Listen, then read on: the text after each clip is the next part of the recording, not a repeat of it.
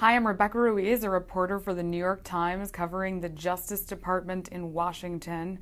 And we are here this afternoon to talk about Attorney General Jeff Sessions and his testimony before Congress today. So at any point, jump in and please share your questions. We'll be glad to integrate them into this conversation.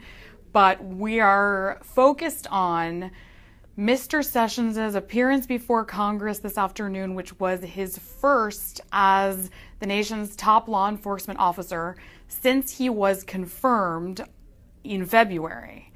And he returned to specifically address a range of questions from his former colleagues, including a number of disgruntled Democrats who had for months expressed frustration that they felt that Mr. Sessions had misled them about meetings that he had with Russia's ambassador.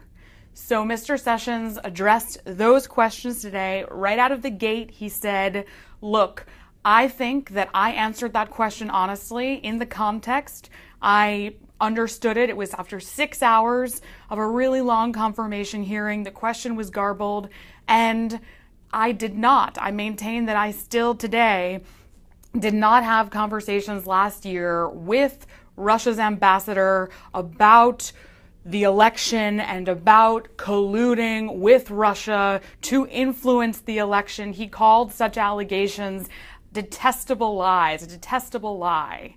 He also addressed some of James Comey's testimony from last week. Mr. Comey had provided a detailed account of a range of interactions that he had had specifically with President Trump, but also with Mr. Sessions, which he said, Mr. Comey said that he had told the Attorney General, please never leave me alone with the president again, after one particularly troubling February meeting that Comey had had with Trump in the Oval Office. And Comey had said that Sessions replied to him he gave no reply. Sessions today said, that's not true. I did respond. I said, I would like to ensure that we properly monitor interactions between the Justice Department, the FBI, and the White House, and we need to be sure that we follow proper procedure. So again, if you're just joining us, I'm Rebecca Ruiz. I cover the Justice Department for the Times in Washington. And if you have a question, please do chime in below. If you watched today, if you watched the testimony, there was a whole range of issues that the Attorney General addressed. And he also had his deputy, the Deputy Attorney General, also spent the day on the Hill testifying and answering some questions related to the Russia investigation. It looks like we have our first question, I'm pleased to report, from Con Hannon. Is he not going to answer any questions? If he's not going to answer any questions, then what was he testifying for? Well, it's not that he didn't answer questions, I should be clear.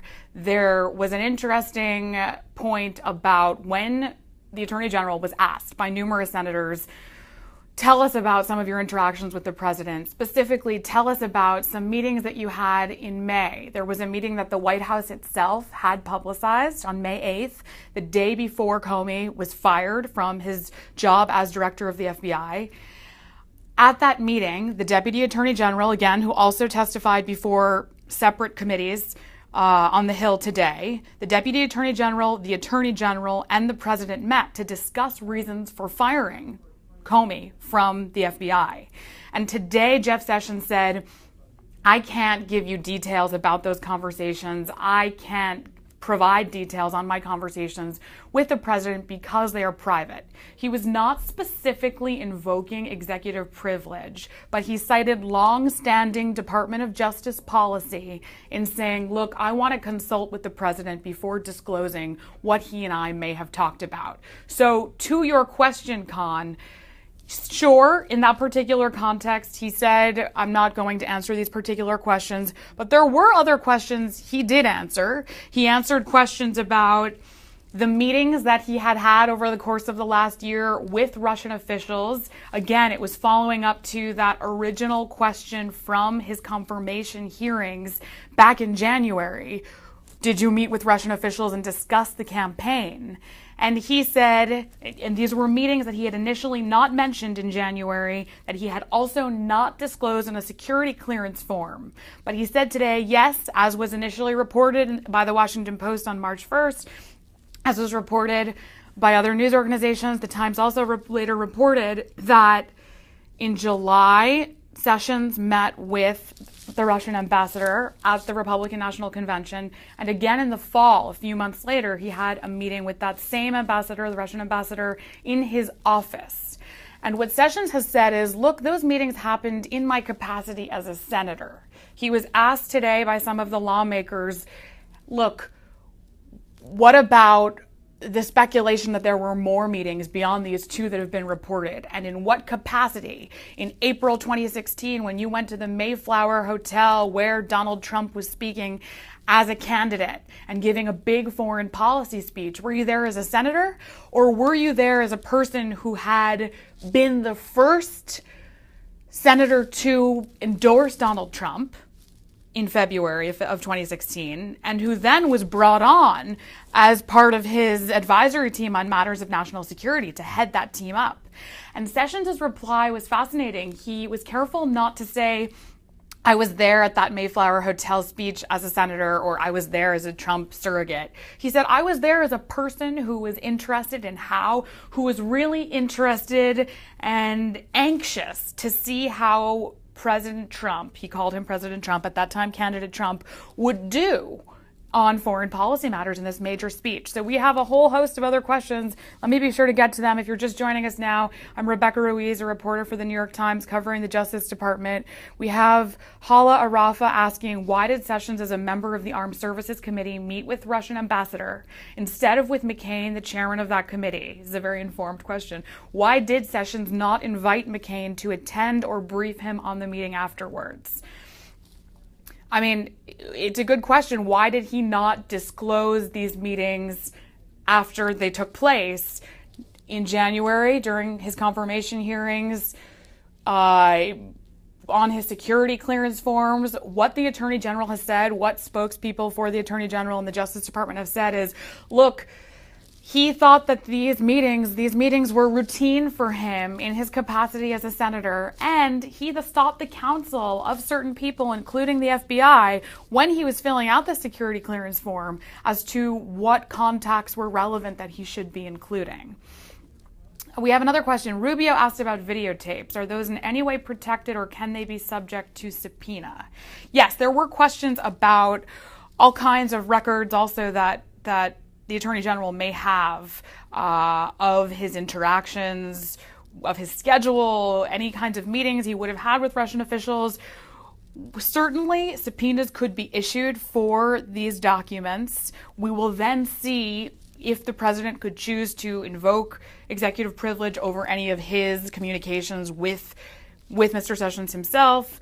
We will see. What Jeff Sessions repeated today was, I want to check with the Justice Department's lawyers before I hand over anything. And by the way, kind of as a counterpoint to what we know now of James Comey's really diligent practice of establishing detailed records of his encounters with the president once he began to feel that some of these interactions were troubling to him. As a counterpoint to that, Mr. Sessions said, look, these meetings were routine and I don't have many records of them. I didn't keep documentation. This was a whirlwind of a campaign. I certainly didn't take notes on the conversations that I had with Russia's ambassador. Kim Nadler is asking us, is there a contempt of Congress or other legal procedure for accountability for essentially taking executive privilege that the president had not invoked? It's an excellent question, and we're seeking to figure some of these issues out because Mr. Sessions repeatedly cited today this long-standing Department of Justice policy to not disclose the nature of his conversations with the president, the content of those conversations. And he was essentially protecting the president's right to invoke executive privilege ahead of that executive privilege being invoked. He was reserving the president's right to do that. And we'll see. We have contacted the Department of Justice and asked, is this a written long-standing policy that Sessions was referencing? Lawmakers asked that of him today, and he said he thought it was, but he wasn't necessarily certain. He promised to get back to the Intelligence Committee with a copy of that policy. Senator Kamala Harris of California, a Democrat of California, really pressed him on this, and he got a little bit flustered at these moments. Otherwise, he mostly kept composure throughout the hearing, but he was a little flustered in saying, you're pressing me on this, you're asking these questions so quickly, you're making me nervous. And she said, if you were told of this policy, I imagine that you were briefed by Justice Department lawyers before you came here to appear before us today. And if you're invoking this policy, which you seem to have discussed with them, did you not request a copy of that policy to review? We have another question here. Does executive privilege bar all disclosure or only public disclosure, as in could it be released in closed session? That's an excellent question. And I don't immediately know the answer to it, but we will get an answer for you. I would think that executive privilege could be exercised to ensure that even members of Congress in closed session would not have access to certain information, but we will find out the answer to that and we'll leave it in the comments below. So thank you, Eddie. Thomas Lawrenson is asking, is there anything in what Sessions said or refused to say that could cause him to be accused of obstruction of justice? As of today, no, that would seem to be the answer. This is not an uncommon thing. We certainly saw it last week. Again, before the Intelligence Committee, we had top security officials, intelligence officers, asked for certain responses that were not protected at that point by executive privilege. And the response was, we don't want to answer this question at this moment. This relates to private conversations that we have had with the president. So it will be interesting to see. It's a complicated issue. It's an important one. And it will be interesting to see what comes of the discussions of executive privilege going forward. Let's see. What repercussions could Sessions face if it turns out that that long-standing policy is not applicable? Yeah, I mean, look, should a subpoena be issued and then Sessions refuses to comply with it, then things will get more complicated. Then you would certainly, the question of executive privilege would need to be answered. It would need to be exercised or not, or else a person could be held in contempt. How likely is it that the Senate committee will subpoena Sessions' documents, and would that have as much force as a subpoena from Mueller? Dan Marston is asking. Well, we'd like to know, right, what fundamentally are the documents that Sessions has. And he was not clear on that question today. He initially vaguely said, oh, I'm not sure. He initially seemed to cast doubt on there being any meaningful universe of relevant documents. But then he was careful to say, look, the lawyers will review this.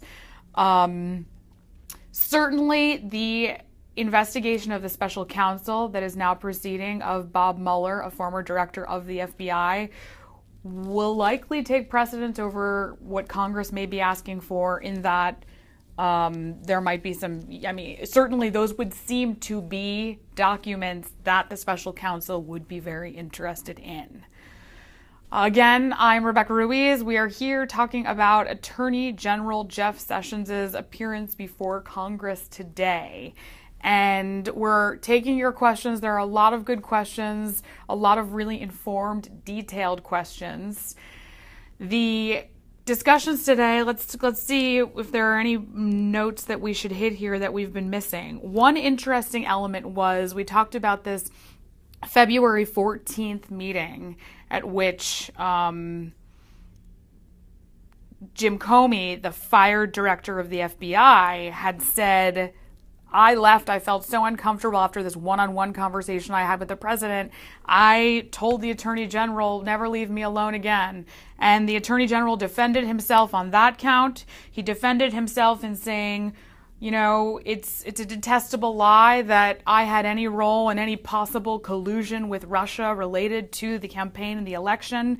And then lawmakers rattled off specific names of Trump campaign associates or administration officials, Steve Bannon, Paul Manafort, Carter Page, Reince Priebus, in asking of the Attorney General, do you know of specific meetings these individuals might have had with Russian officials?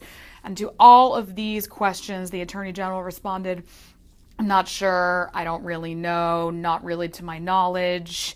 He was asked, why did Comey mistrust the president?